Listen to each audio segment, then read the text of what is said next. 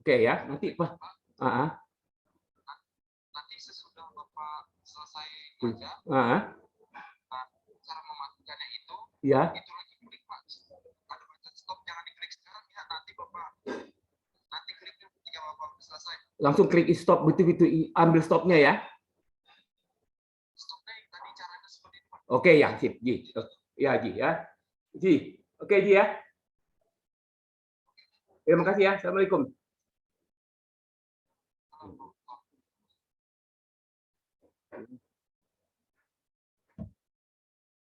Oke, sorry teman-teman ganggu. Ini udah kerekod. Ini udah kerekod ya. Saya screen-nya saya coba dulu. Ya, kita sini lihat poin pertemuan keempat. Nah, temanya tadi judulnya bentar. Hukum dan penerapan dalam media penyiaran. Di bentar ini ya. Di sini bahwa kode etik jurnalis harus independen ya.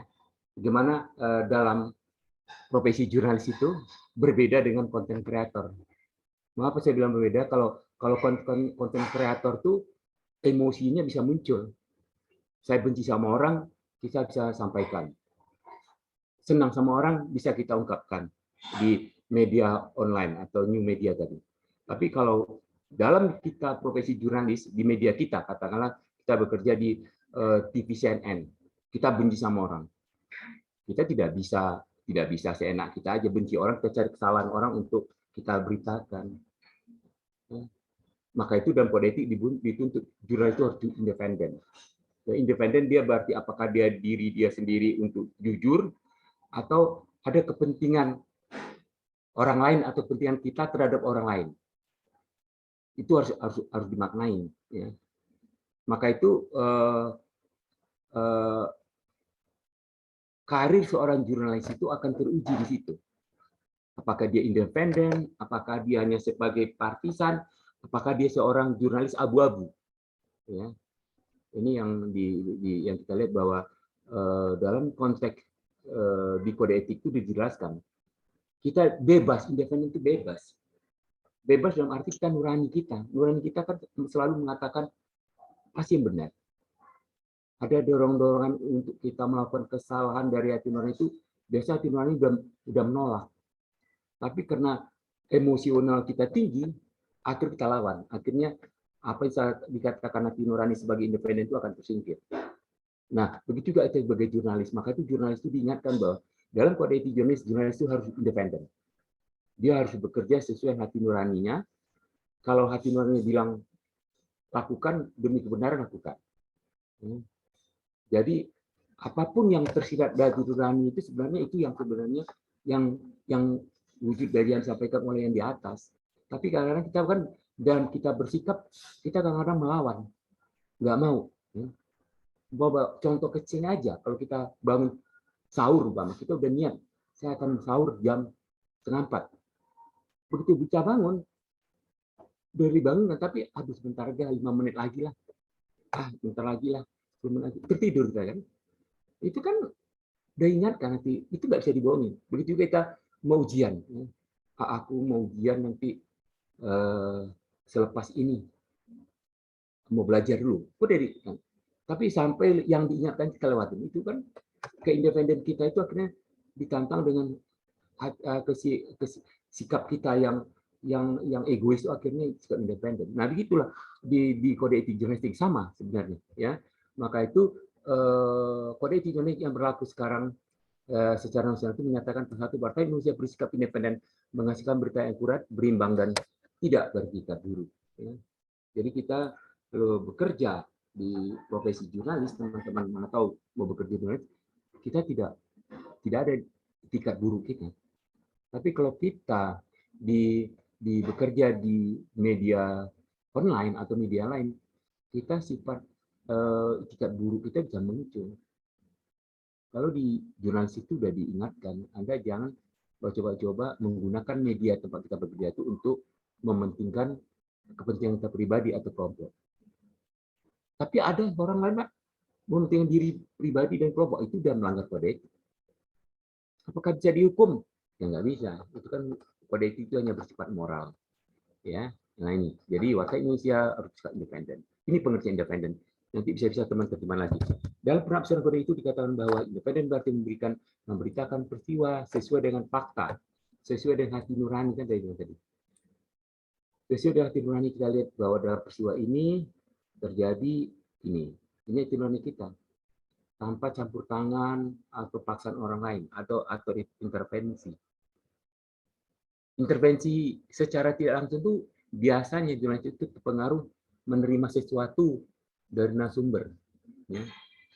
Maka itu di sejumlah media massa terkenal, ya kayak dikatakanlah surat kabar atau TV terkenal, melarang seseorang menerima sesuatu dari narasumber.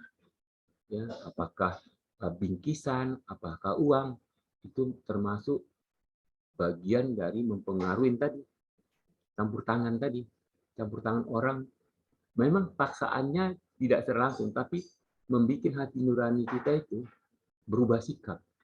Yang seharusnya hati nurani kita menyampaikan apa adanya, karena kita diberi sesuatu hal, ya diberikan semacam apa itu, bingkisan, janji atau sesuatu hal, kita melawan hati nurani. Ini bahayanya. Maka itu dalam kode etik dalam pasal 1 dikatakan bahwa warga Indonesia harus bersikap independen. Nah, kita lanjut bahwa memang itu bebas, ya bebas, selain independen juga ada bebas. Bebas ya, dalam arti bebas dalam arti bebas terkendali, ya bebas terkendali,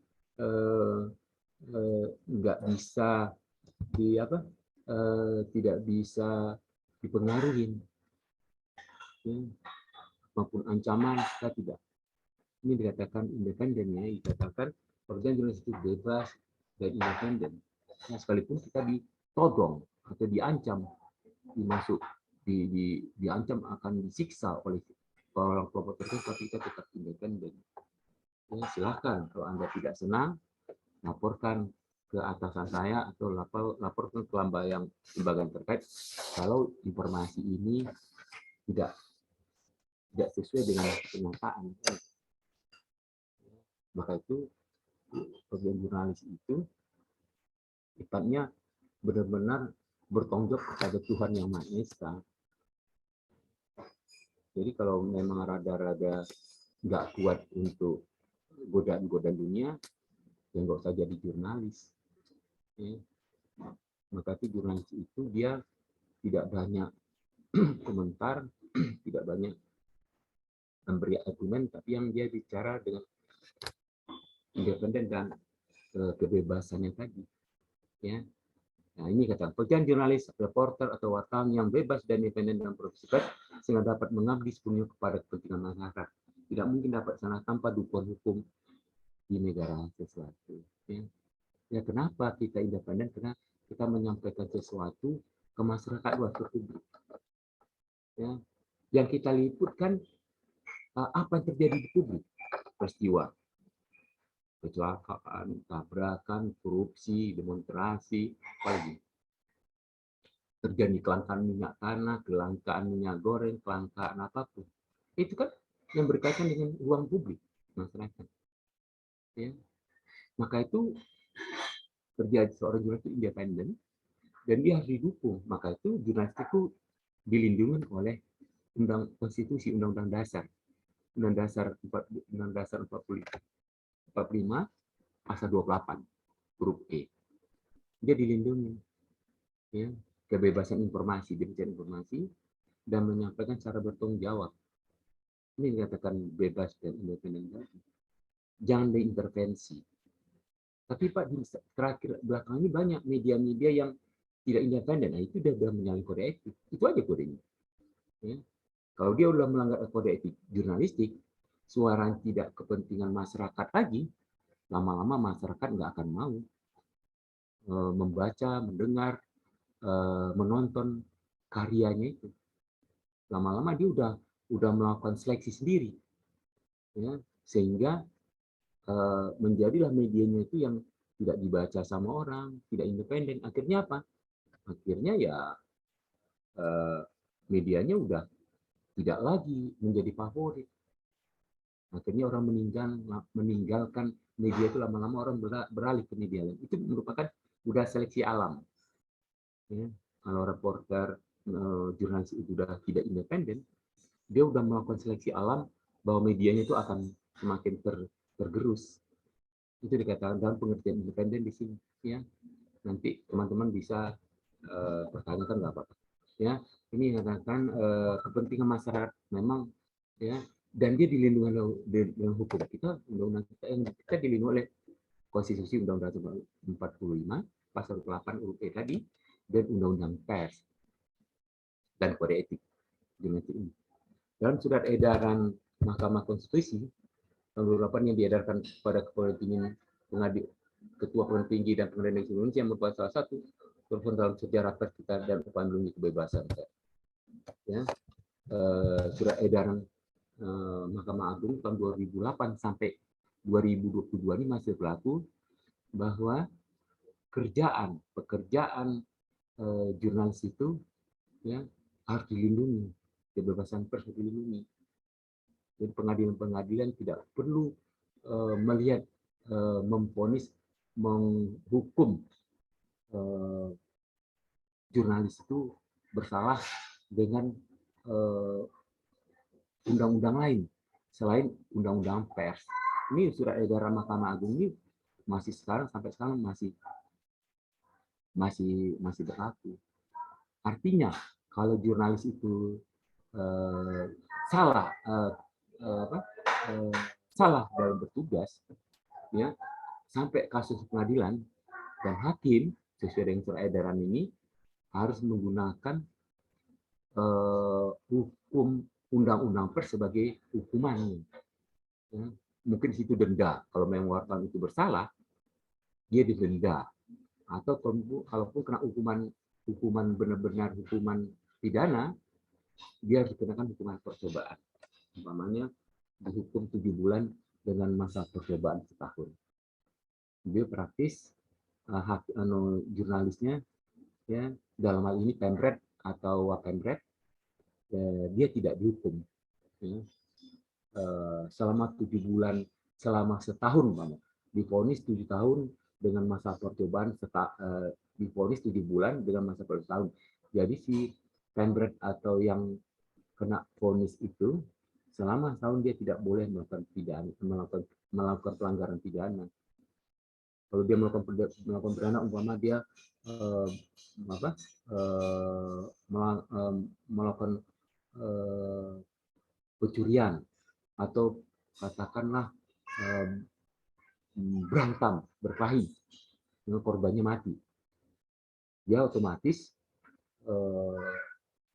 si hukuman percobaan tadi, Pember tadi, langsung masuk sel dan dihukum menjalani hukuman 1 tahun.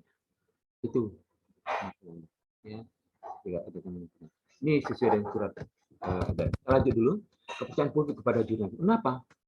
Dengan cara begitu, karena independennya, dengan independen dan bebas jurnalis bekerja, masyarakat percaya dengan karya jurnalis. Ya, kalau masyarakat sudah tidak percaya dengan wartawan, ya sudah, masyarakat nggak mau baca. Kan itu aja ukurannya.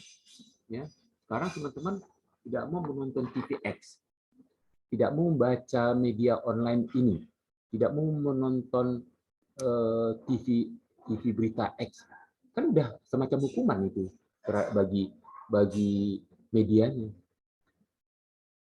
Saya malas nonton TVX karena tidak kredibel, tidak independen, tidak beritanya tidak sahih. Akhirnya orang nggak mau. Itu kan semacam hukuman yang dikatakan independen tadi, ya. Kepercayaan publik kalau udah tidak kita langgar, karya kita tidak akan dibaca. Sia-sialah kita bekerja. Bagaimanapun kita rayu, kalau publik sudah tidak mau membaca berita kita, ambil alamat, media kita bisa tutup. Maka itu media itu berlomba-lomba mencari para jurnalisnya itu yang benar-benar jujur, integritasnya tinggi, dan tidak mencoba memanipulasi lembaganya untuk kepentingan pribadi.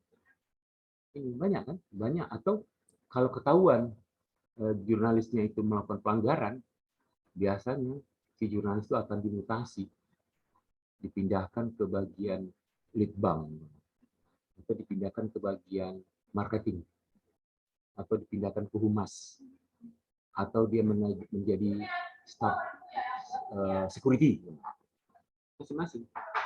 Dia dikembalikan ke perusahaan, bukan lagi di redaksi, tapi dia masuk ke perusahaan. Kan perusahaan biasanya perusahaan di lembaga itu katakanlah ITX, kan ada bagian-bagiannya. Dikembalikan di tetap karyawan TV tersebut, tapi dia tidak masuk ke dunia jurnalistik lagi. Itu semacam hukuman biasanya itu. Banyak itu jurnalis atau kameramen sekian tahun dipindahkan menjadi ke bagian lain. Ya. Kalau pihak HRD-nya baik, mungkin dipindahkan ke bagian litbang atau ke bagian humas perusahaan. Sebaik kan? Tapi kalau dipindahkan ke bagian security atau marketing lumayan, masih ada kegiatan jurnalisnya ya, bisa eksis di lapangan. Tapi kalau ditaruh di bagian satpam atau di bagian logistik atau di bagian perlengkapan, itu sama aja membunuh karir kita. Nah ini kenapa? Untuk menghindari kekecewaan publik tadi. Ya. Oke. Nah, kita lanjut ya.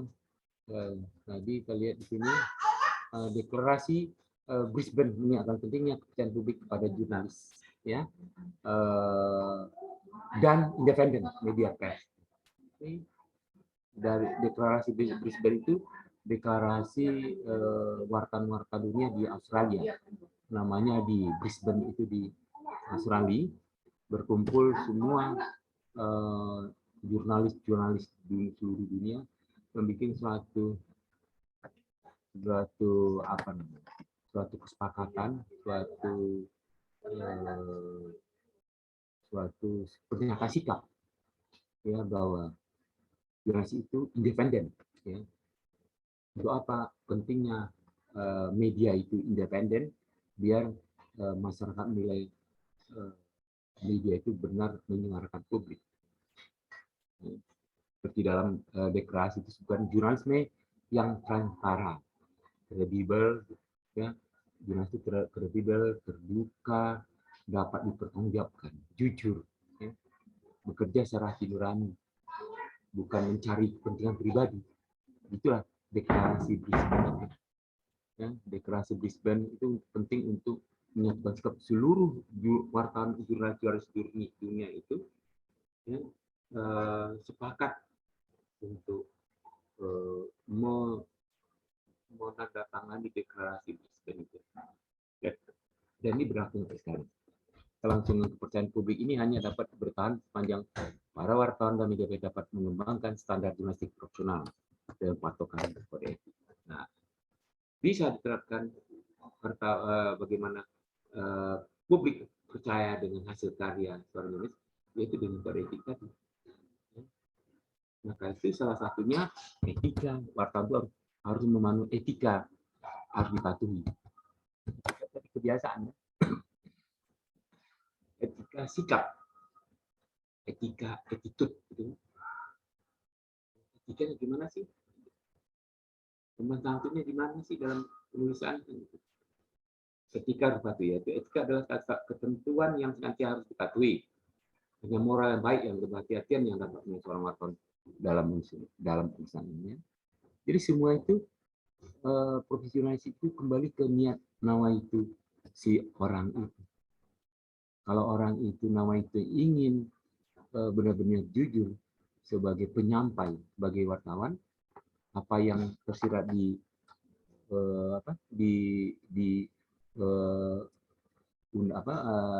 pada etik jurnalistik itu tidak menjadi hambatan sama dia, malah mengingatkan untuk selalu bekerja secara profesional. Nah, yang penting etika. Ya kayak teman-teman kuliah jam 7, sepakat jam 7, etika udah bagus. Padahal Bapak menyampaikan di WA group. Nah, kalian udah punya, bagus. Kita sepakat jam 7 dan setengah 9 kita selesai. Kenapa? Nah, untuk mengembangkan diskusi. Materinya sepakat. 1 hari atau 2 sebelumnya Bapak. Itu untuk apa? Kita sepakat untuk ya. Jadi pas hari H kita, hari H kuliah teman-teman tidak kaget lagi. Kayak ini materi keempat. Teman-teman pun udah melihat. Ya, secara etika teman udah tahu. Persoalan mengerti apa tidak nomor 2. Istilahnya melihat dulu. Nanti masalah kurang jelas, nah ini dalam diskusi kuliah ini kita diskusikan. Tapi coba nggak ada materinya. Bagaimana kita kuliah? Nah ini kan dosen sama mahasiswa menerapkan etika. Bapak dalam hal ini terpengaruh selama berkarir di dunia jurnalistik ya, di media cetak 12 tahun, di TV liputan CTV 25 tahun, terbiasa dengan etika ini. Ya, terbiasa menerapkan, oh ini kuatnya kurang santun, yang seperti itu. Nah, dalam hal penerapan etika dosen, ya, apakah dosen apakah ada etika dosen Bapak enggak, tapi Bapak rasa pasti ada. Nah, dalam penerapan dosen setelah keluar dari jurnalis, Bapak menerapkan etika, ya, selalu hati nurani yang bicara, ya, selalu berpedoman kebenaran. Dalam hal ini, dalam memberikan materi harus menjadi momongan, jadi memberikan materi untuk kita diskusikan bersama dan tidak menjustifikasi teman-teman itu salah. Karena itu dalam etika kan udah kita terapkan.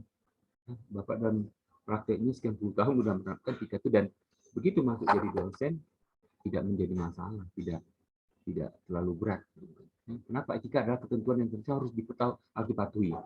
Hanya moral yang baik dan kehati-hatian yang dapat menolong seorang wartawan dalam usahanya. Nah, kalau dalam dosen bisa menjadikan mahasiswa panutan. Maka itu Bapak berharap lagi kita kuliah ini jangan suka-suka untuk bertanya. Jangan suka-suka untuk mengkritik materi, karena ini kan untuk perbaikan semua. Bukan berarti oh nanti saya di mengkritik dosen akan memberikan nilai jelek, tidak. Khusus untuk Bapak, Bapak tidak. Kalian memberikan kritik, go ahead, silakan. Ya, justru akan Bapak nilai tambah. Oh berarti dia bagus memberikan masukan. Ya. Nah, ini bagian dari etika yang harus patuhin di dalam karya, dalam jurnalistik maupun dosen. Oke, lanjut. Etika jurnalistik kan meliputi berbagai aspek yang dapat menyangkut nama baik seseorang yang dapat berubah menjadi kasus hukum. Ya. Kalau Bapak tidak berbuat baik sama klien, Bapak udah melanggar etika. Ya. Sekarang Bapak mengatakan oh, mahasiswa Bapak di Reksus ini jelek semua. Padahal tidak. Tahu udah melanggar hukum. Yang pertama melanggar etika. Yang kedua melanggar hukum. Kalian bisa marah. Wah kita dibilang Pak dosen ini jelek semua. Ngapain kuliah? Nah, kita cari dia udah melakukan diskriminasi. Kalian bisa melaporkan dosen ke aparat keamanan. Udah melanggar hukum. Pasalnya apa? Bisa pelanggaran perbuatan tidak menyenangkan. Ya, bisa dituduh belum apa-apa mengapa mahasiswa dianggap jelek, mengapa macam-macam, kan belum ada buktian, bisa digugat sama. Jadi itu dalam hal ini Bapak selalu melakukan komunikasi. Nah, itu dalam konteks dosen. Nah, dalam konteks jurnalistik ini tadi, etika jurnalistik, ketika beberapa aspek yang dapat menyangkut nama baik seorangnya, pada suatu saat mungkin menyangkut masalah pendidikan publik. Etika jurnalistik biasa mencegah wartawan menimbulkan pengaruh buruk bagi laporannya. Etika jurnalistik biasanya mencegah wartawan menimbulkan pengaruh buruk. Kalau dia mengerti etika, ya, kalau etika dia langgar, dia akan berpengaruh buruk terhadap laporannya. Dan etika kan sudah dibilang, tidak boleh menjustifikasi orang salah, tidak boleh menghukum orang salah, tidak boleh kita dalam laporan itu memasukkan opini kita, sudah jelas. Etika yang biasa mencegah wartawan menimbulkan pengaruh buruk terhadap laporan. Tetapi tidak selamanya dan tidak semua jurnalistik arif dalam mempertimbangkan hal ini. Kembali ke manusianya kan. Begitu juga dosen. Ya. Tapi ada rambu-rambu kode etik itu hanya untuk menuntun, ya, menuntun jurnalisnya. Anda harus berbuat baik. Kalau Anda berbuat baik, hasilnya pasti baik. Kalau Anda tidak berbuat baik, dampaknya ini. Tapi masih ada jurnalis itu tidak menerapkan itu. Ini karakter manusianya lagi, ya, karakter manusia. Oke, sekali lagi, patuhi kode etik jurnalis. Syaratnya, ya, kode etik jurnalistik memungkinkan penggugat untuk mengajukan keberatan tentang pemberitaan langsung kepada Megatran, ya, sehingga wartawan Indonesia dengan kesadaran sendiri mencabut atau meralat setiap pemberitaan yang kemudian ternyata tidak akurat. Nah, kita pun kalau sebagai jurnalis, kalau dalam hal laporan, kalau kita salah, kita mengatakan salah, nanti kita salah. Kita tidak perlu terlalu gengsi, terlalu merasa paling hebat. Kita patuhi kode etik jurnalistik. Dalam kode etik jurnalistik ada hak jawab, ada hak tolak narasumber, ada hak hak pembaca, ya, untuk mengklarifikasi berita. Udah ada di kode etik, kan kita enak. Kalau kita salah dalam laporan, kita ralat. Kalau dia mau buat pengadilan, ada jalurnya. Kita nggak perlu takut, karena di pengadilan pasti kita akan dimenangkan. Ya, nih, yang penting patuhi kode etik. Oke, hak jawab pembaca atau pemirsa. Ada hak jawab, ya, kan? Hak jawab bagi klien pembaca media cetak, media radio atau TV, atau pengguna media lain, ya, merupakan pengguna media masalahnya yang menjadikannya pasti merupakan salah satu kata kunci dalam ketiga perkara ini. Ya, hak jawab. Nggak apa-apa kalau masalah kita dalam laporan kita, dalam tulisan kita jawab. Kan tidak setiap saat salah, kan? Sekali salah menjadi pembelajaran sama kita, menjadi kita berhati-hati. Ya, Bapak selama karir jurnalistik baik di televisi maupun di media cetak, sekali kesalahan waktu itu di media cetak, waktu itu menjadi wartawan harian Pelita, salah dalam hal menulis perusahaan pelabuhan, itu ingat banget. Kalau tidak salah sekitar tahun 87, 90 lah itu, ya. Salah dalam hal keuntungan perusahaan itu akhir tahun. Bapak baca cash flow-nya salah, ya, karena Bapak tidak ahli juga ekonomi. Salahnya tidak berdiskusi sama teman-teman wartawan yang meliput bidang ekonomi. Dianggap kita tafsirkan kalah salahnya. Wah, dianggap bahwa pelabuhan tahun ini merugi sekian miliar. Begitu terbit di Suara Karya di Harian Pelita, besok dibaca oleh masyarakat humas dari pelabuhan. Protes dia. Wah, kaget juga itu. Datang kantor, terlayani. Kita cek, ternyata kita salah. Caranya apa? Besok kita terang. Karena dia minta nulisnya waktu sebagai protes di surat pembaca, besoknya kita tulis juga surat pembaca sesuai dengan keinginan dia. Selesai. Salah menafsirkan saja. Memang dia tidak rugi.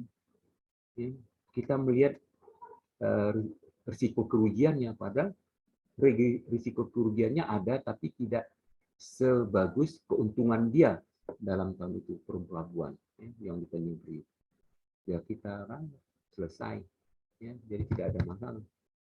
Saya bilang apa perlu lanjutin kasusnya? Tidak, karena dengan adanya ralat itu, masyarakat juga tahu membaca lagi. Oh, ternyata laporan yang ditulis oleh wartawan berita ternyata ada keliru.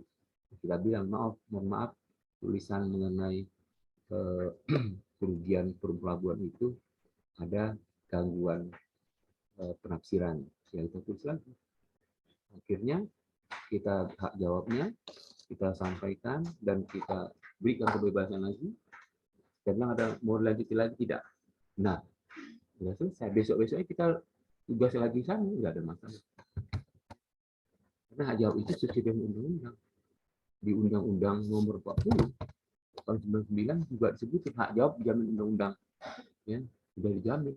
Kalau kita tidak melakukan hak jawab terhadap media wartawan masyarakat yang menjadi sumber kita, dia bisa menggugat kita. Saya bisa didenda nanti 500 juta.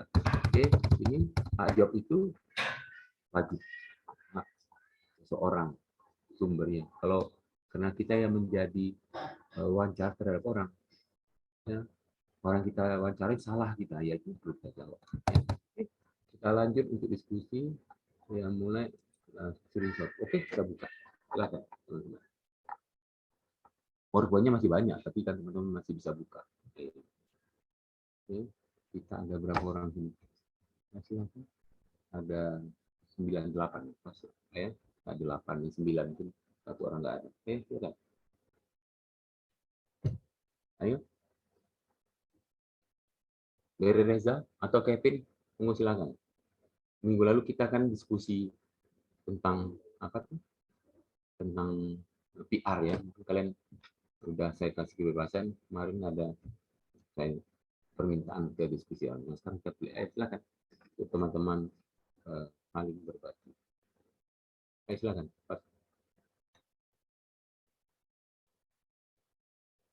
Ayo. Pak, saya mau bertanya. Iya, Renaldi. Nah, monggo Renaldi. Masih relevan sih Pak sama yang tadi. Ya. Saya mau bertanya kan tadi kan terkait etika jurnalis ya Pak. Ya. Attitude seorang jurnalis itu kan belum lama ini di beberapa media TV maupun sosial media kan mungkin kita tahu ya Pak Ya. tentang kasusnya si Indra Kents itu ya Pak. Iya, Indra. Nah di situ kita bisa melihat sih Pak beberapa begitu buruknya attitude seorang jurnalis pada wartawan yang menyudutkan dan berkata yang tidak pantas kepada tersangka Pak pada saat conference. Itu gimana ya Pak menurut Bapak? Tentang dalam jumpa pers wartawan bertanya kepada tersangka. Enggak, ibaratnya menyudutkan sih Pak, kayak ngatain gitu Pak. Nah kan itu nggak pantas banget ya Pak, seorang wartawan bertanya sama tersangka dengan cara menyudutkan itu. Iya. Ya, itulah. Iya, di situ, Pak. Itu masalah satu bisa melanggar etika. Itu benar, seperti Renaldi katakan tadi, itu tidak patut. Itu tidak merupakan satu contoh. Mungkin dia merasa hebat kali ya, memojok-mojokkan tersangka. Nggak perlu. Karena kita menulis ya, yang kita memojok-mojokkan tersangka itu seolah-olah tersangka itu kan salah kan? Ya kan, Ray? Kita menanya ke seorang tersangka dalam jumpa itu kan seolah-olah itu tersangka itu salah kan? Gitu. Iya, Pak. Nah, benar. Ya, oke. Dan dia udah menjadi tersangka apa belum? Udah ditahan apa belum? Waktu dalam jumpa pers itu yang saya dilihat. Rena dilihat. Sudah mau ditahan sih. Mau tahan, oke. Pas konferensi itu. Ya, yang menyatakan seseorang salah atau benar siapa? Jurnalis, Pak. Bukan. Kan dia ditahan, dianggap dia menyalahkan, dan akhirnya diproses pengadilan kan. Yang berhak menentukan salah benar seseorang itu siapa? Putusan hakim, Pak. Ya, benar. Bukan wartawan. Apalagi pertanyaan dari Renaldi mengatakan jurnalis itu memojok-mojokkan si tersangka itu. Itu kan sudah menjustifikasi salah kan? Itu tidak etikanya. Maka itu para jurnalis harus banyak belajar soal etika. Seperti yang katakan Kevin tadi, yang menentukan salah orang, ya, apalagi dalam proses pengadilan, Apalagi dia diperiksa oleh polisi. Polisi kan nggak mungkin mengatakan si X itu salah. Dia memproses pengaduan masyarakat, saksi-saksi, dan dimajukan ke jaksa P21. Dan dalam proses jaksa itu kan ada sidang. Dan sidang-sidang, ya, saksi, saksi yang memberatkan, saksi yang meringankan, ya, dihadirkan di persidangan. Nanti saksi ahli. Setelah selesai semua, baru jaksa menuntut hukuman. Dia menuntut. Ya. Polisi memeriksa, menahan tersangka, bukan memvonis dia. Nah, setelah itu proses sidang berbulan-bulan, akhirnya hakim setelah mendengarkan keterangan jaksa, maka itu dalam sidang itu lama. Saksi ini, saksi itu, menuntut. Ya, menuntut. Jaksa itu punya hak hanya menuntut. Ya, setelah mempertimbangkan keterangan para saksi, para korban, para saksi ahli, para ini, jaksa menuntut hukuman 2 tahun. Dia menuntut. Akhirnya giliran hakim. Hakim kan tidak langsung memutuskan. Hakim juga mendengar kan. Setelah mendengar dari keterangan tersangka, setelah membaca dakwaan, setelah membaca tuntutan jaksa, baru dia memvonis. Nah, vonis itulah yang dikatakan final sebagai kesalahan menurut hukum. Bukan wartawan yang hanya ketemu sekali, ketemu dan dilemparkan mau memojokkan korban. Nah, dalam kode etik itu salah besar. Kita sebagai jurnalis bukan menjustifikasi salah. Benar apa bilang Kevin tadi, itu salah. Menurut kode etik menurut kita itu salah besar. Apa sih hebatnya jurnalis itu? Jurnalis kan bukan mengeluarkan opini salah benar, dia melaporkan. Maka itu dalam jembatan dia bertanya kepada tersangka, Bung, ini saya mau nanya gini. Bukan marah-marah kita, mau ujukan, ada begini, begitu. Nggak usah, biar aja polisi penyidik marahin. Kalau penyidik memarahin tersangka, itu memang tugas dia. Kalau jaksa memarahin kalau penyidik kan masih tersangka. Kalau jaksa memarah-marahin si terdakwa setelah jadi tersangka, terdakwa, itu hak jaksa pengadilan. Hak dia. Anda jujur, biar jaksa. Begitu juga hakim. Ya. Hakim setelah mendengarkan vonis tuntutan jaksa, dan hakim juga bertanya kepada tersangka, benar Anda begini. Jujur, dia bisa marahin, biarin aja. Majelis hakim yang 7 orang, 5 orang di sana memarahin, itu hak dia di pengadilan. Tapi dalam jumpa pers, wartawan tidak punya hak untuk memarahin seperti yang dikatakan si Renaldi tadi. Tidak ada. Apa hebatnya seorang wartawan seperti Renaldi mengatakan dia bisa wartawan memaki-maki atau memarahi tersangka. Yang menyatakan tersangka itu kan polisi, yang menyatakan terdakwa itu kan jaksa, yang memvonis perkara itu kan hakim. Kita jurnalis siapa? Melaporkan dalam kode etik. Ingat, kita melaporkan berdasarkan hasil sidang selama 6 bulan. Jaksa menuntut hukuman kepada terdakwa 2 tahun. Itu menurut jaksa, bukan opini kita dong. Karena dalam sidang terakhir, sidang tuntutan jaksa itu kan jaksa ngomong. Ya. Benar, Renaldi itu katakan. Wartawan itu apa haknya? Hak wartawan hanya meliput. Bertanya boleh, tapi bukan memarah-marahi. Bukan marah-marahin. Tidak ada tugas wartawan untuk marah-marahin orang. Kita bisa digugat balik sama korban.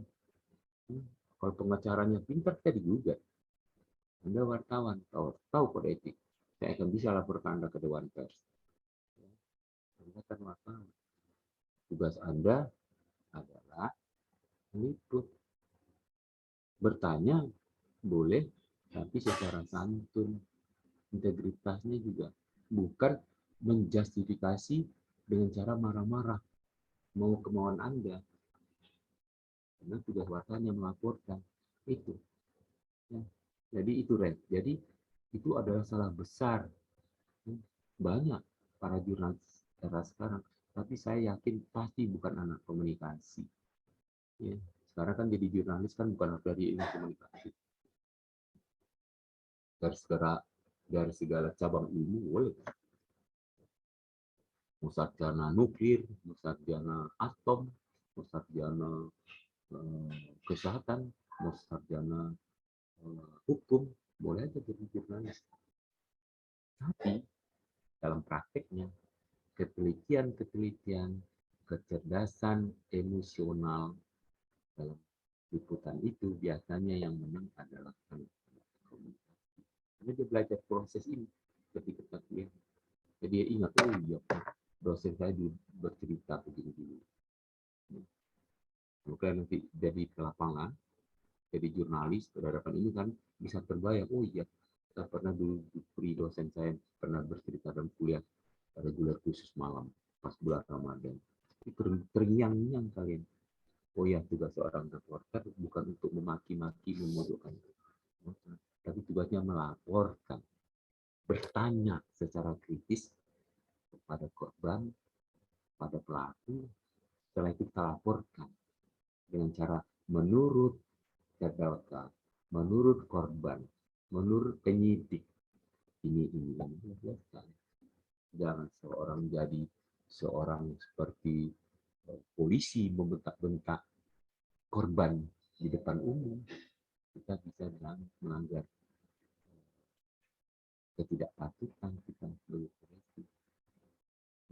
Karena tugas wartawan itu khusus, polisi khusus, hakim khusus, jaksa khusus, kita juga khusus. Jadi bukan tugas kita menyembunyikan diri, membentak-bentak narasumber tersangka di depan. Itu bagus, Ray, pertanyaanmu. Mungkin ada teman-teman yang ingin menambahkan, monggo silakan. Silakan. Tadi Ray sama apa tadi memancing pertanyaan sama Ray sama Kevin tadi udah mancing pertanyaan bagus. Mungkin teman-teman melanjutkan. Waktu kita masih ada, ya, masih mendekati jam 8, masih ada sekitar 35 menit lagi. Ini silakan, ya. Ya.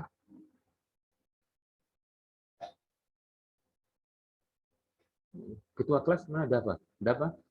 Monggo, silakan Anda untuk mengkritisi apa yang disampaikan oleh dosen tadi. Ya, silakan. Saya tidak bertanya, Pak, tapi saya mengkritisi apa yang Bapak dosen sampaikan. Ayo silakan Pak Ketua kelas.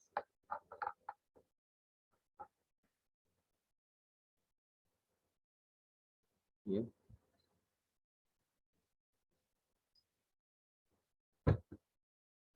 Ada yang lain? Cantika? Monggo silakan. Atau Kevin? Dapat tidur dia. Ketua kelas nggak usah tidur. Alvinda, ada silakan. Ya. Cepat dong, jangan dosen terus yang ngomong. Kamu capek tadi dari pagi sampai malam ini ngajarnya full. Jadi silakan kita berbagi. Silakan. Ya. Materi kan sudah. Bapak, saya mau nanya. Boleh, silakan Cantika. Kalau nanti jadi Bapak kan ya. Iya, jadi kan mirip-mirip sama yang tadi Bapak jelasin. Iya. Intinya kan kalau sebagai seorang jurnalis yang baik itu dalam meliput sebuah konflik kan kita jadi sosok pengungkap fakta dan data nih ya Pak. Betul. Yang kita sajikan juga itu informasinya harus objektif, terus juga netral gitu-gitu kan Pak. Iya. Nah, kemarin saya sempat belajar di matkul politik komunikasi kalau nggak salah. Jadi memang di situ dijelaskan kalau media zaman sekarang ini pasti punya kepentingannya masing-masing kan, dan tidak menutup kemungkinan dan gak ada yang tahu juga kalau informasi yang disajikan itu bisa saja condong ke salah satu pihak. Nah, kalau memang pada saat itu seorang jurnalis tidak menyajikan berita yang netral dan objektif, itu menurut Papa bagaimana? Itu udah melanggar kode etik. Dalam kode etik kan ada sebutin. Jurnalis itu menyampaikan informasi ke masyarakat berdasarkan satu peristiwa, kedua fakta, ketiga menyampaikan secara berimbang, ya, cover both side, kedua belah pihak, ketiga verifikasi, bisa dicek benar di berita apa tidak. Ya kalau tidak benar, tidak dicek tidak benar, itu berarti sudah melanggar kode etik. Panduan dia untuk dia berkarir selamat, dia langgar. Nah, bagaimana mau jadi seorang jurnalis profesional? Padahal tadi kode etik kita kan sudah disepakati salah poinnya di pertemuan Brisbane tadi ya, di Australia tadi. Sepakat bahwa jurnalistik dunia ini harus mematuhi aturan-aturan etika tadi. Harus menyampaikan informasi yang benar, akurat. Disebutin di delegasi deklarasi Brisbane tadi kan. Brisbane itu sudah mengingatkan. Jadi jangan coba-coba jurnalis itu melanggar dari yang telah disepakati tadi. Sangat simpel, ya, menyampaikan secara jujur, tidak mengatakan dia yang lebih bagus dengan memutar pakat, tidak real kan. Ya, ada peristiwa, kita tanya, kita sampaikan ke publik secara berimbang, ya, bisa verifikasi. Yang seperti dikatakan Cantika itu tidak sesuai, ya dia sudah melanggar etika. Ya, kalau dilanggar dampaknya apa? Masyarakat akan menilai. Akhirnya karya-karyanya nggak dibaca. Karya nggak dibaca, medianya nggak ditonton. Kalau di televisi nggak ditonton. Kalau radio nggak didengar. Kalau media online nggak dibaca. Kenapa? Ya, ngapain dibaca? Dia tidak jujur. Ya, dia punya kepentingan pribadi. Itu kelihatan. Maka itu terjadi persaingan. Siapa media yang favorit, televisi favorit, langsung kelihatan. Kita bisa menilai. Mungkin ketika menilai TV berita yang bagus, si X. Itu kan ketika udah menilai. Begitu juga si Teddy. Saya cenderung lihat TV X ini, TV yang favoritnya ini alasannya gini. Dia bagus, fakta gini. Oh enggak, saya enggak senang TV yang sesuai dengan Teddy. Kenapa? Oh dia mungkin pemiliknya itu orang partai politik. Saya enggak senang. Saya ini. Boleh, kita udah melakukan seleksi. Begitu juga orang lain melakukan seleksi. Akhirnya yang sama kita nonton. Ya, sehingga muncullah ya share dan rating. Semakin banyak ditonton orang, semakin tinggi share-nya. Dan itu hasilnya lembaga riset akan melakukan riset, dia akan melakukan penelitian. Dia melakukan penelitian kan, lembaga riset tidak dengan bertanya pada orang, dia melakukan secara sampel, ya. Dia melakukan sistem acak. Dalam sistem acak itu ternyata tempat kita yang lagi menonton yang menjadi acuan yang dipantau sama dia. Ya. Akhirnya dia bisa menyimpulkan hasil penelitiannya kuantitatif, itu kan bisa secara ilmiah kan bisa dibenarkan. Nah itu jadi dalam hal jurnalistik itu dia harus berpegang pada tadi ketika kode etik jurnalistik itu. Tulisan kita tadi dia tidak berimbang, dia akan ditinggal orang. Kita sendiri kan bisa menilai. Ya. Ketika mungkin lebih senang membaca media online ini, media TV ini, media radio ini. Ya karena dasar penilaian Cantika, ya saya melihat beritanya lebih bagus. Itu pasti itu kita tidak bisa pungkiri. Ya. Kita diskusi sama teman, saya nggak senang menilai ini, saya lebih senang ini. Itu jadi ada persaingan kan. Ya. Dan hak kita masing-masing. Dan itulah yang akan disurvei nanti dari lembaga-lembaga riset menentukan kalau di televisi itu sedang rating, ya. Itu akan muncul untuk di pemberitaan. Ya. Tapi kalau di media-media sosial seperti atau media baru, new media, itu kan lagi aturannya kan. Yang kita bicarakan tentang media-media mainstream ya, media dalam konteks jurnalis, media sosial dalam hal ini media online. Nah ini dia produknya apakah kepada produk jurnalistik apa tidak. Katakanlah media online detik.com, kan banyak produknya karya jurnalistik. Kalau media penyiaran seperti televisi, apakah dalam program acara televisi ada nggak program newsnya? Kalau dia masuk ada program newsnya, yang program news itu yang akan dinilai. Ya. Ya, jadi begitu juga di radio. Kalau di radio itu radionya tidak menyiarkan program berita, dia bukan merupakan program news, bukan merupakan produk dari pemberitaan. Ya, nah ini masing-masing kita menilai dan ada kriteria-kriterianya.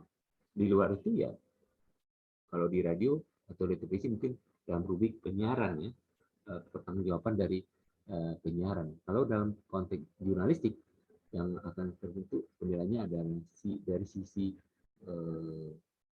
kualitas beritanya. Ya.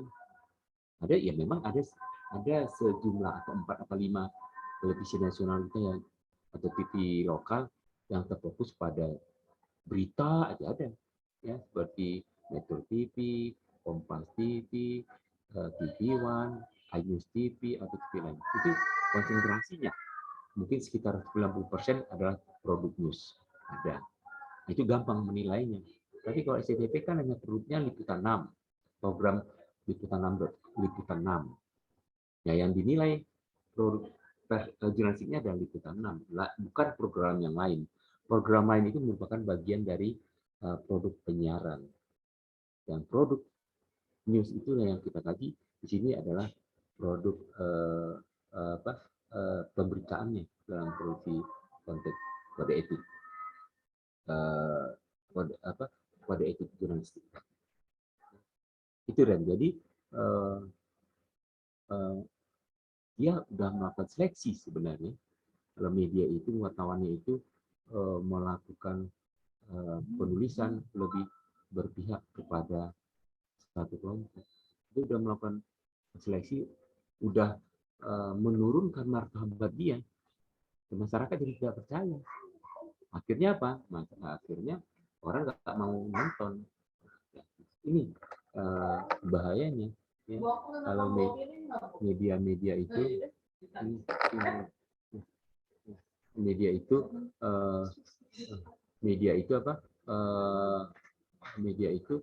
akan eksis kalau dia tetap berorientasi kepada publik. Itu aja. Kalau ada media yang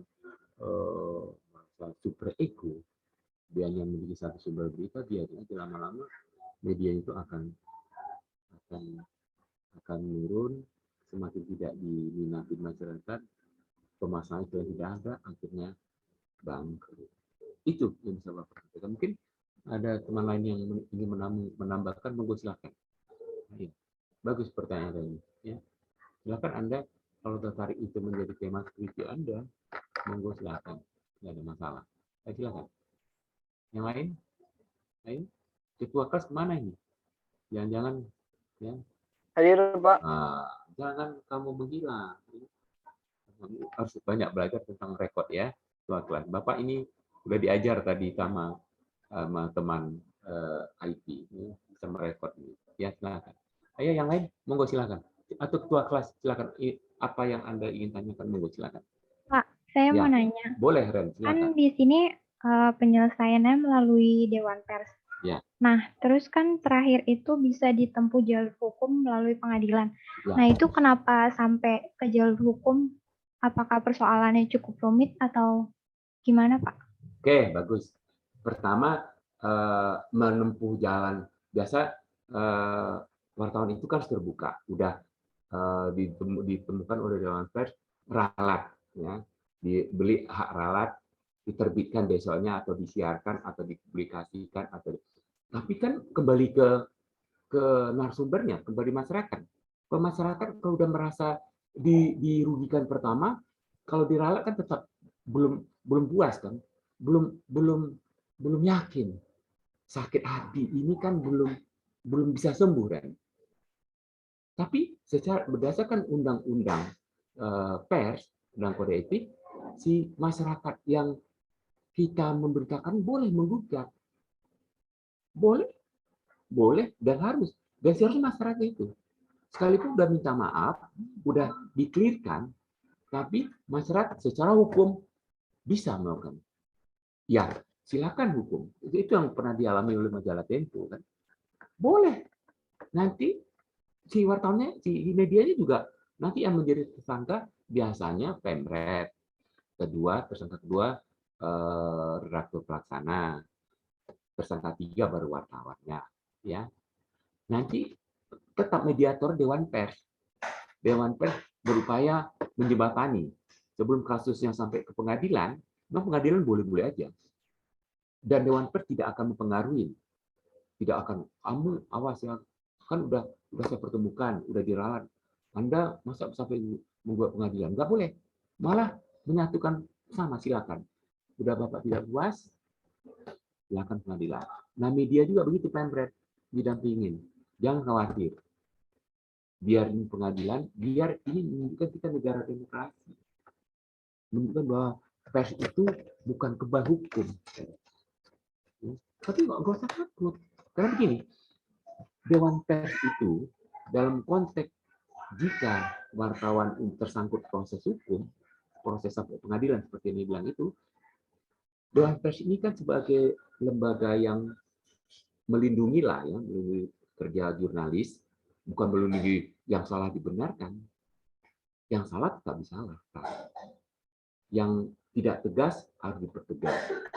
Nah, dalam konteks ini, si Dewan Pers ini melakukan MOU dengan polisi. MOU dengan polisi itu namanya Kapolri. Sampai sekarang MOU-nya masih berlaku. Poinnya, polisi di situ sepakatin dalam Memory of Understanding-nya. Kapolri menyepakati dengan Dewan Pers.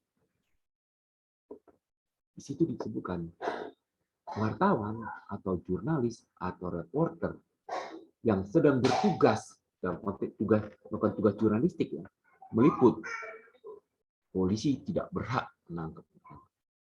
Tapi dengan catatan wartawan itu yang terdaftar di Dewan Pers, baik juga medianya terdaftar di Dewan Pers, itu pasti. Ya. Maka itu sebelum polisi menangkap wartawan itu tadi, si polisi perlu menanya ke Dewan Pers, Pak, apakah kami mau ada kasus ini Pak? Ya Pak Dewan Pers, ya Pak polisi, apa yang bisa kami bantu, kata Dewan Pers. Saya mau tahu Reni itu benar nggak wartawan yang terdaftar Dewan Pers? Dicek dulu. Oh ya benar Dewan Pers.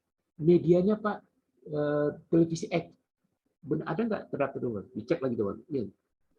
Oke Pak, terima kasih. Reni nggak akan ditangkap polisi. Paling-paling, oh ya, Bu Reni dengan polisi, silakan Anda tetap bekerja. Tapi coba katakan saya meliput. Begitu saya meliput sesuatu, ya polisi curiga, ya saya mengaku jurnalis. Begitu namanya siapa, kata polisi atau reserse. Jufri Al-Qadiri, Pak. Kamu wartawan mana? Wartawan X, TV X. Polisi kan curiga, kok ini benar nggak? Dia cek Dewan Pers. Pak Dewan Pers, ya saya dari polisi. Saya mau tanya, Jufri Al-Qadiri itu terdaftar di Dewan Pers? Dicek lagi. Oh tidak Pak. Oke. Medianya TV X terdaftar tidak Dewan Pers? Cek Pak polisi nggak ada. Oke, terima kasih. Polisi bisa menangkap. Kenapa? Produknya tidak terdaftar di Dewan Pers. Ini berdasarkan undang-undang dan bukan kemauan Dewan Pers, bukan kemauan polisi. Undang-undang yang mengatur. Kita kan ada hukum. Ya maka itu kalau orang yang mengaku-ngaku jadi jurnalis, jadi wartawan, menurutku biarin aja. Biarin aja, nggak usah takut kita. Ya biarin aja. Sejauh dia tidak merusak, tidak mencederai kita, tidak memukul kita, biarin aja. Mengaku-ngaku wartawan loh, mengaku sisian jurnalisme, biarin aja. Kita jangan merasa sakit hati, nggak apa, apalagi di ruang publik, biarin aja, tetap aja. Kalau kita wartawan kan benar, kita punya identitas. Yang dikatakan wartawan itu adalah orang yang bekerja di media. media di perusahaan media yang memiliki badan hukum, salah satunya. Badan hukumnya yayasan atau PT atau koperasi. Yang kedua, ada kantor. Yang ketiga, ada jenjang karir. Yang keempat, dia dapat gaji bulanan setiap bulan. Minimal gaji setahun 13, termasuk THR. Kalau itu sudah terpenuhi, kita kan enak. Tapi coba yang ngaku wartawan itu, tanya si jurnalis, benar dia punya media tidak? Oh, dia bilang alasan saya kan banyak menulis di media mana. Oh, menulis kan berarti ya dong. Berarti bukan Anda jurnalis dong, Anda sebagai penulis kalau gitu. Oh, tapi kan tulisan saya diminta oleh iya diminta, namanya itu freelance. Itu stringer, ya, pembantu gitu kan. Atau dikontrak, kan bukan karyawan. Nah, kalau Anda bekerja di suatu lembaga, mana identitasnya perusahaannya? Pribadi atau di luar itu bukan merupakan jurnalis. Nah, berkaitan dengan pertanyaan tadi, jadi biarin saja orang mengatakan sesuatu hal, tetap kita hak dia untuk mengatakan sesuatu hal, dia boleh aja, tapi kita tetap. Nah, ya nama sekarang kan macam-macam. Ya media apapun bisa mengaku dia mengatakan jurnalis, ya biarin aja. Mengapa kita melawan orang begitu? Ya, itu mungkin teman-teman lain bisa menanggapi. Kita masih ada waktu 16 menit nanti. Ayo silakan. Mungkin Dava atau Reni sendiri, bagaimana kira-kira tanggapan dari Bapak tadi?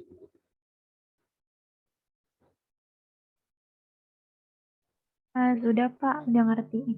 Ya, jadi itu pokoknya patokan kita bahwa yang dikatakan jurnalis itu dia punya lembaga, ada produk, ada kantor, kita digaji, minimal gaji kita tuh setingkat UMR di mana kita berada, di kota mana kita berada. Kalau kantor kita itu di Jakarta, ya UMR karena Jakarta. Berapa UMR Jakarta? 6 juta. Minimal gaji kita 6 juta. Jadi kita dapat uang transport, dapat uang makan. Pasti ya. Kalau orang mengaku tahun biarin aja. Ya, kita nggak perlu merasa risih. Ya. Oke, yang lain? Mungkin Dava ingin menambahkan apa yang dikatakan Reni? Silakan. Ayo. Waktu kita masih ada.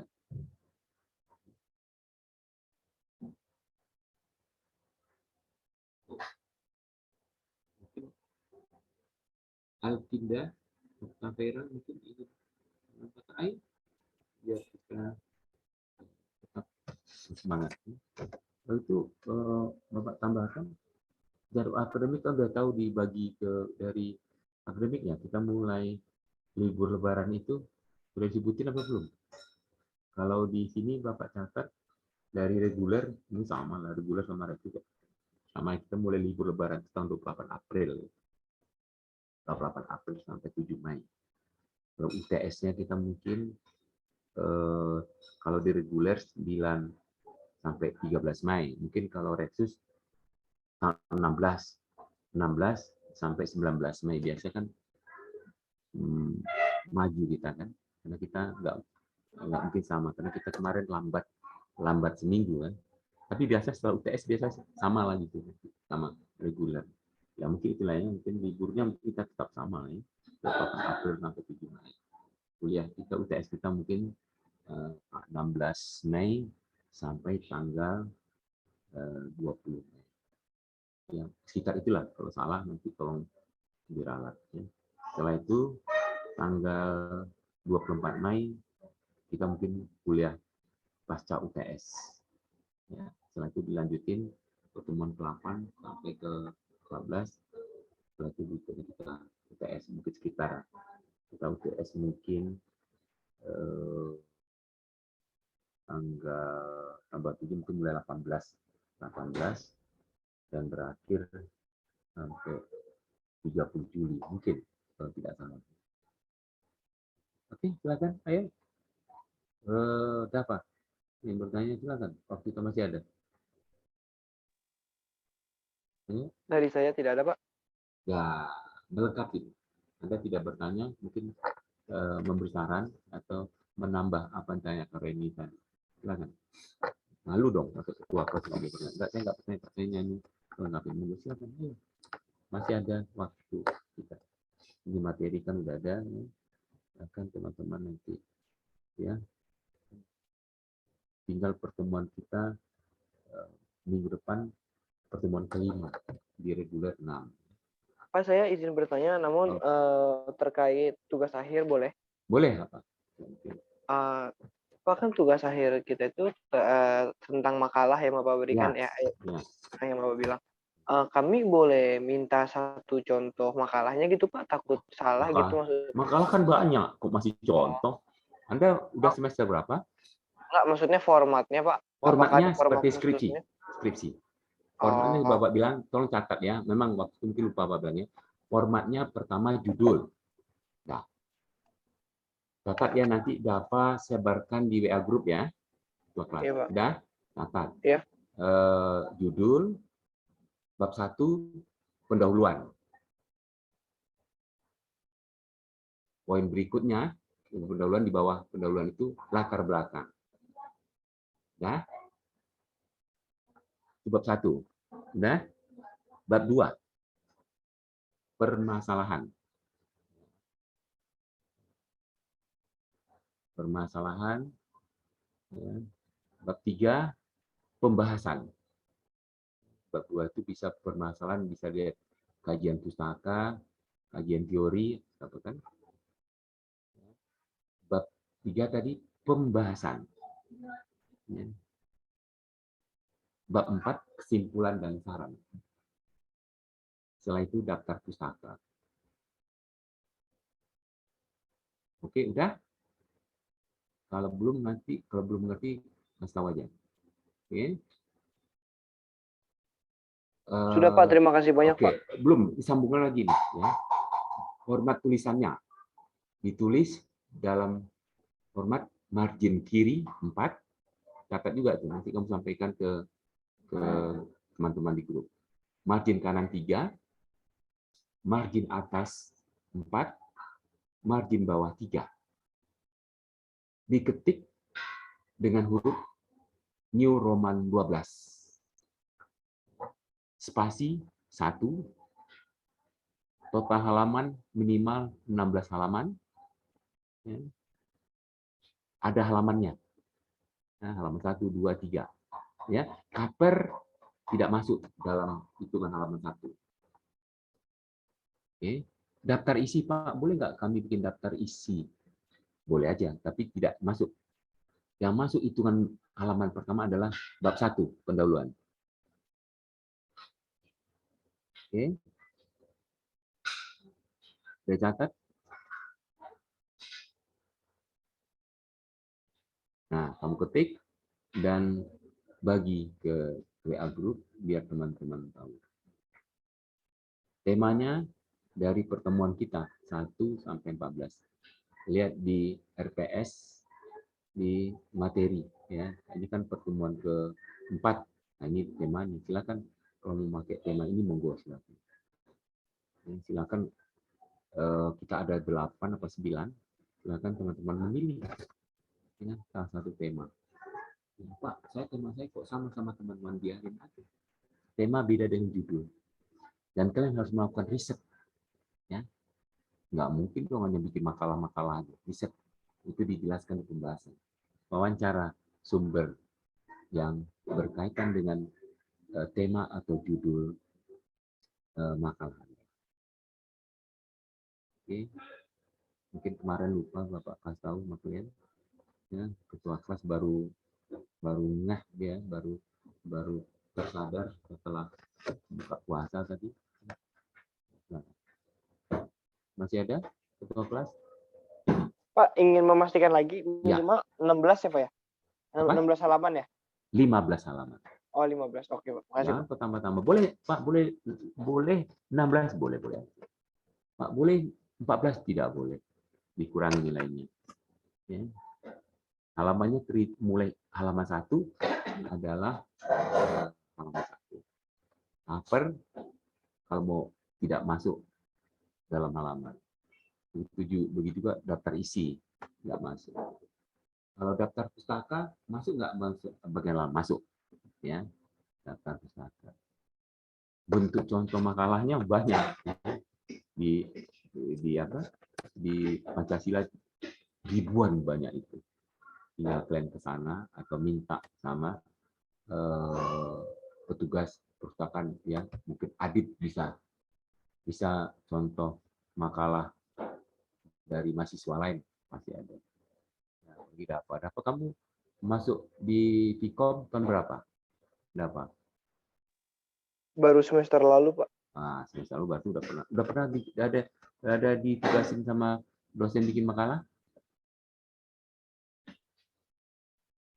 Belum, Pak. Kamu D3 apa dari S1 SMA?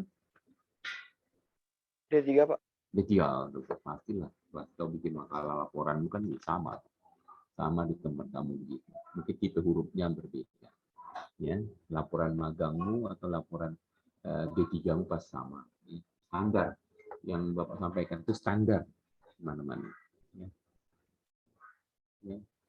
Oke, silakan kalau masih kurang teman-teman lain monggo silakan bertanya. Ada? Si Alvinda ada orangnya? Kalau tidak hadir, kita anggap dia tidak hadir. Teddy, ada orangnya? Iya, Pak. Oke. Yang mana? Tinggal Teddy sama Alvinda yang belum bertanya. Reza juga belum. Silakan Reza kalau tidak salah. Reza apa Teddy apa Reza tadi bertanya? Silakan. Masih ada berapa menit lagi? Teddy, Reza atau Alvinda untuk berdiskusi. Silakan. Saya mau bertanya, Pak. Boleh, silakan Alvinda. Kalau untuk jurnalis, misalnya ada yang melanggar hukum kode etik itu, yang berhak melaporkannya itu siapa ya, Pak? Dan jurnalis juga bisa masuk ke ranah pidana, maksudnya bisa ya, Pak ya? Dijatuhkan pidana maksudnya? Tidak. Kalau dalam kode jurnalis itu bekerja secara profesional, jurnalis tidak bisa dipidanakan. Maka itu kalau jurnalis menulis berita di media yang terverifikasi, dia bukan kejahatan pidana, tapi delik pers. Delik pers. Maka itu tadi pertanyaan Reni juga, apakah bisa tidak wartawan sampai pengadilan? Bisa, tapi bukan dia dipidana. Ya.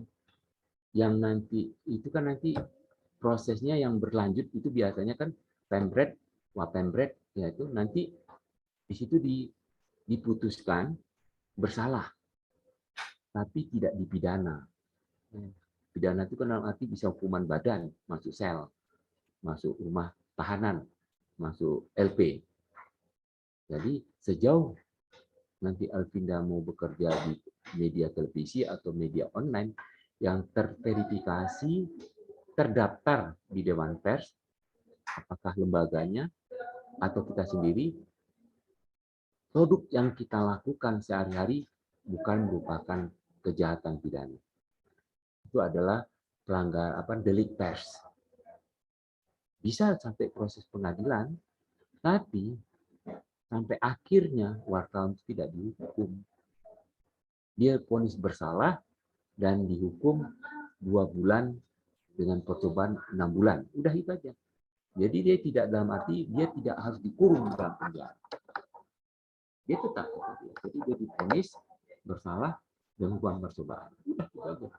Itu udah kesepakatan Dewan Pers dengan Mahkamah Agung sama Jaksa Agung maupun Kapolri.